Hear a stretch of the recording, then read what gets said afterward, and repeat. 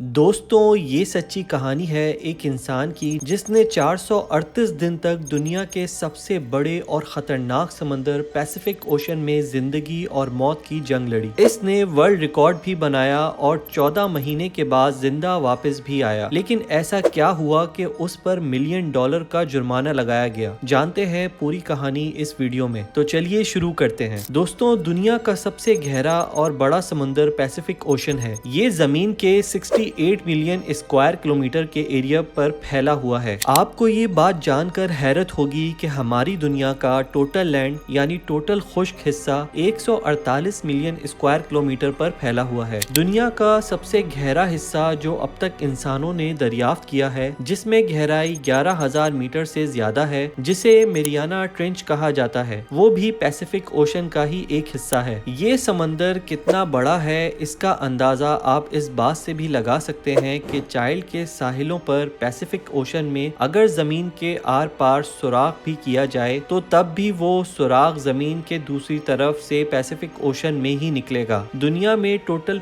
5 oceans पाए जाते हैं। अगर बाकी 4 ओशंस को हटाकर सिर्फ पैसिफिक ओशन की बात की जाए तो वो अकेला ही हमारी पूरी दुनिया के तमाम पहाड़ों, रेगिस्तानों, जंगलात और आइसलैंड को निगल सकता है। इस पूरे ओशन में सिर्फ कुछ ही आइलैंड हैं और वो भी इतने छोटे हैं कि वो इस आलीशान समंदर के मुकाबले में सिर्फ एक डॉट के बराबर दिखाई देते हैं। और सोने पे सुहागा ये कि वो आइलैंड्स हैं जिसमें से अक्सर पे आज तक किसी इंसान ने कदम नहीं रखा। कुल मिलाकर बात की जाए तो अगर कोई इंसान इस पैसिफिक ओशन में गुम हो जाए तो उसको ढूंढना तकरीबन नामुमकिन है। लेकिन आज आप एक ऐसे इंसान की रियल स्टोरी जानेंगे जो अपनी छोटी सी बोट पर पैसिफिक ओशन में घूम गया था, और वो भी सिर्फ 10 या 15 दिन के लिए नहीं बल्कि पूरे 438 दिन तक। जी हाँ, इस शख्स ने एक्सीडेंटली एक ऐसा वर्ल्ड रिकॉर्ड बना लिया था जिसे शायद कोई चाहते हुए भी तोड़ना पसंद नहीं करेगा। समंदर में अकेले सबसे ज्यादा वक्त गुजारने का ये वर्ल्ड रिकॉर्ड सैल्वाडोर एल्वर नाम के शख्स ने बनाया था, जिन्होंने समंदर में पूरे 438 दिन गुजारे थे, और वो भी सिर्फ 7 फुट की छोटी सी बोट पर। लेकिन सवाल ये है कि आखिर 14 महीने तक खौफनाक समंदर में ये अकेले जिंदा कैसे रहा। लेकिन इससे पहले हम ये जानेंगे कि ये समंदर में गया क्यों था। ये बात है साल 2012 की, जब मेक्सिको के एक छोटे से गांव कोस्टा एजुल में जॉस एल्बेंगर नाम का ये शख्स रहता था। जॉस उस वक्त 36 साल का था और ये एक माहिर मछेरा था। 17 नवंबर 2012 को जॉस अपने एक साथी के साथ फिशिंग के लिए अपनी छोटी बोट पर रवाना हुआ। इनका प्लान था कि ये लोग समंदर में सिर्फ 30 घंटे गुजारेंगे। इसी वजह से इनकी छोटी सी बोट पर कुछ ज्यादा सामान भी नहीं था। इस 7 फुट की बोट में सिर्फ एक इंजन और एक रेफ्रिजरेटर था जिसमें वो मछलियां स्टोर किया करते थे। अपने साथ सिर्फ एक दिन का खाना पीना लेकर जाने वाले जोस को ये सपने में भी मालूम नहीं था कि अगले 438 दिन उसकी जिंदगी के 72 दिन होने वाले थे। ये मेक्सिको के साहिल से 120 किलोमीटर दूर गए और अपना जाल समंदर में बिछा दिया। लेकिन उस वक्त एक खौफनाक समुद्री तूफान वहां आ पहुंचा। अपनी जान बचाने के लिए वो मछली के जाल को वहां छोड़कर वापस साहिल की तरफ उल्टे पांव भागने लगे। पूरे 6 घंटे बोट को मुसलसल तेज रफ्तार में चलाते हुए सुबह के 7 बजे वो साहिल के अब सिर्फ 20 किलोमीटर दूर थे और उनको अपना गांव भी नजर आने लगा था। वो उस तूफान को तो काफी दूर छोड़ आए थे, लेकिन उनकी किस्मत को कुछ और ही मंजूर था। साहिल से सिर्फ 20 किलोमीटर की दूरी पर उनकी बोट का इंजन खराब हो गया था। अब ना तो उनके पास चप्पू थे और ना ही बोट की डायरेक्शन कंट्रोल करने वाली सेल थी, लेकिन उनके पास एक रेडियो था जिसके जरिए उन्होंने अपनी लोकेशन अपने बॉस को भेजी और उनके जवाब का वेट करने लगे। लेकिन उसके बाद जो हुआ वो हर मछेरे का एक खौफनाक ख्वाब होता है। अपने बॉस के जवाब का इंतजार करते करते उनके रेडियो की बैटरी भी खत्म हो गई और अब इन दोनों मछेरों का बाहर की दुनिया से पूरा कांटेक्ट खत्म हो चुका था। जोस एल्वर और उसका साथी अभी इसी शौक में थे कि अचानक वो हुआ जिसका बिल्कुल भी अंदाजा नहीं था। तेज हवाओं ने ان کو वापस समुंदर की तरफ धकेलना शुरू कर दिया था और जो साहिल उनको नजर आ रहा था वो आहिस्ता आहिस्ता उनसे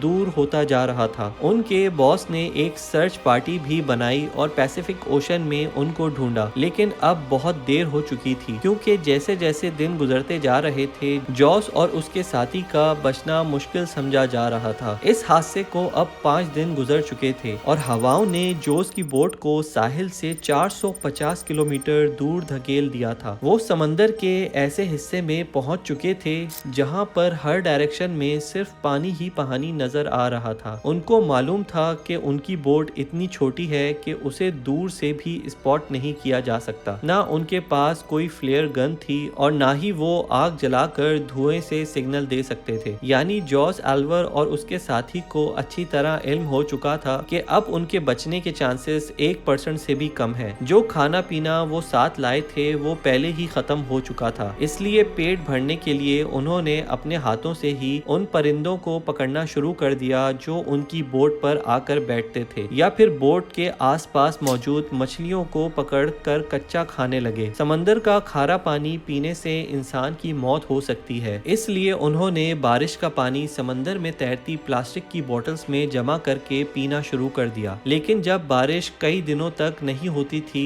तब वो अपनी प्यास बुझाने के लिए मछलियों और कछुओं का खून पीते थे और वो भी तब जब उनको पकड़ने में कामयाबी होती थी। दिन गुजरते गए और फिर महीने। ये दोनों जिस मेंटल टॉर्चर से गुजर रहे थे वो इमेजिन करना भी हमारे लिए मुश्किल है। आखिरकार जॉस एल्वर का साथी ये टॉर्चर बर्दाश्त नहीं कर सका और 4 महीने बाद उसने सुसाइड कर लिया। अब इस छोटी सी बोट पर बात करने के लिए भी जॉस के पास कोई नहीं था और वो चारों तरफ से गहरे समंदर में अकेला जिंदगी गुजारने लगा। मैप में देखा जाए तो एक अंदाजे के मुताबिक जॉस पैसिफिक ओशन के इस हिस्से में था और ये दुनिया का सबसे खामोश तरीन हिस्सा माना जाता है। हत्ता के यहाँ से कार्गो शिप्स भी कभी कभार गुजरती हैं। मैक्सिको के साहिल को छोड़े अब 6 महीनों से ज्यादा हो चुके थे और इस दौरान जॉस ने अपने साथी को भी खो दिया था। इसी वजह से जॉस काफी ज्यादा फ्रस्ट्रेटेड भी हो चुका था। एक दिन जॉस को दूर समंदर में एक कार्गो शिप गुजरती हुई नजर आई। पिछले 6 महीने में ये पहली शिप थी जो उसने देखी थी। ये मंजर देखते ही उसकी जिंदा रहने की उम्मीद वापस से जाग उठी। जॉस ने कार्गो शिप की तरफ हर तरह से इशारा किया, लेकिन बदकिस्मती से शिप के क्रू को ये छोटी सी बोट नजर नहीं आई और देखते ही देखते उसके जिंदा रहने की उम्मीदों पर एक बार फिर से पानी फिर गया। इमेजिन करें कि समंदर के बीचों बीच एक एक दिन मौत से लड़ने के बाद जब आखिरकार जान बचाने का आसरा मिले और वो भी इग्नोर करके चला जाए तो कैसा लगेगा। 11 महीने के बाद जॉस अपनी एक छोटी सी बोट पर 8000 किलोमीटर सफर कर चुका था। उसके कपड़े भी फट चुके थे और उसके पास खुद को सनलाइट से बचाने के लिए सिर्फ एक अंडरवेस्ट बची थी। आखिरकार वो घड़ी आ ही गई जब किस्मत जॉस पर मेहरबान हो गई। 30 जनवरी 2014 को यानी पूरे 14 महीने के बाद जॉस ने आसपास पानी में नारियल तैरते देखे। उसको समझ आ गया था कि कोई आइलैंड करीब आ चुका है जहां लगे नारियल दरख्तों से टूटकर पानी में तैर रहे हैं। थोड़ी देर के बाद उसको वाकई एक आइलैंड नजर आने लगा। उसको डर था कि कहीं ये आइलैंड भी उससे मिस ना हो जाए, इसलिए वो पानी में कूद गया और स्विमिंग करके आइलैंड पहुंच गया। पिछले 14 महीने में जॉस ने पहली बार किसी जमीन पर कदम रखा था और जब वो आइलैंड पर पहुंचा तो उसको एक छोटा बीच हाउस नजर आया जिसमें वहां का एक लोकल मौजूद था। पिछले 438 दिनों में जॉस का पहली बार किसी और इंसान से कांटेक्ट हुआ था। ये आइलैंड मार्शल आइलैंड्स का एक रिमोट आइलैंड था जिसे एबन एटोल कहा जाता है। ये आइलैंड जॉस के स्टार्टिंग पॉइंट से